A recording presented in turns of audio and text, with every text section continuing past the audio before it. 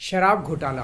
पिछले 2 साल से ये शब्द आपने कई बार सुना होगा। 2 साल से बीजेपी की सारी एजेंसीज कई रेड मार चुकी हैं, कई लोगों को गिरफ्तार कर चुकी हैं, लेकिन अभी तक एक भी पैसे का हेरफेर कहीं नहीं मिला, कहीं से एक भी पैसा नहीं मिला। अगर भ्रष्टाचार वाकई हुआ है तो इतने करोड़ों रुपए गए कहाँ? क्या सारा पैसा हवा में गायब हो गया? सच्चाई ये है कि किसी तरह का कोई भ्रष्टाचार हुआ ही नहीं। अगर होता तो पैसा भी मिलता। ऐसे फर्जी केस में आम आदमी पार्टी के कई नेताओं को इन्होंने अभी तक जेल में रखा हुआ है। किसी के भी खिलाफ कोई सबूत नहीं है, कुछ साबित नहीं हो रहा, खुलेआम गुंडागर्दी चल रही है। किसी को भी पकड़ के जेल में डाल दो। अब बीजेपी मुझे गिरफ्तार करना चाहती है। मेरी सबसे बड़ी संपत्ति, मेरी सबसे बड़ी ताकत मेरी ईमानदारी है। झूठे आरोप लगा के, फर्जी सम्मन भेज के ये मुझे बदनाम करना चाहते हैं, मेरी ईमानदारी पे चोट करना चाहते हैं। इन्होंने मुझे सम्मन भेजे हैं। मेरे वकीलों ने मुझे बताया कि ये सम्मन गैर कानूनी है। क्यों गैर कानूनी है? ये मैंने इनको विस्तार से लिख के भेजा है।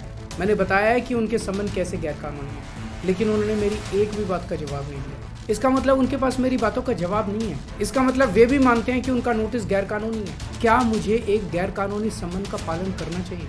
अगर कानूनी रूप से सही सम्मन आएगा तो मैं पूरा सहयोग करूँगा। बीजेपी का मकसद जांच करना तो है ही नहीं। इनका मकसद तो लोकसभा चुनाव में मुझे प्रचार करने से रोकना है। ठीक लोकसभा चुनाव के पहले इन्होंने मुझे सम्मन भेजा। क्यों? इस जांच को चलते 2 साल हो गए। अभी ठीक लोकसभा चुनाव के पहले मुझे क्यों बुलाया जा रहा है? पहले क्यों नहीं बुलाया? सीबीआई ने मेरे को 8 महीने पहले बुलाया था। मैं सीबीआई में गया था, उनके सारे जवाब भी दिए थे।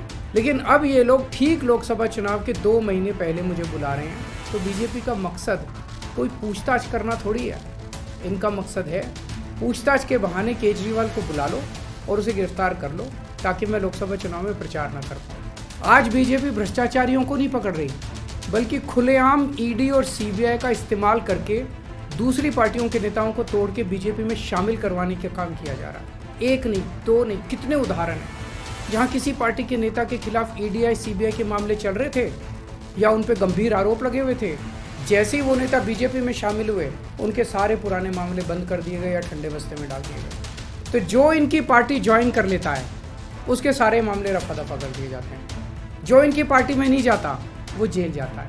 आज मनीष सिसोदिया, संजय सिंह और विजय नायर इसलिए जेल में नहीं है कि उन्होंने भ्रष्टाचार किया है। वो इसलिए जेल में है क्योंकि उन्होंने बीजेपी में शामिल होने से इनकार कर दिया है। आज हम बीजेपी का मुकाबला क्यों कर पा रहे हैं? क्योंकि हमने कोई भ्रष्टाचार नहीं किया।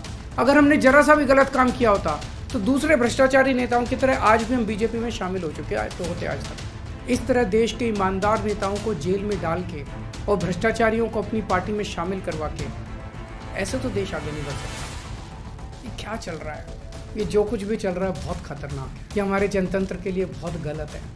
इसे रोकना होगा। मैं हमेशा देश के लिए लड़ा हूँ।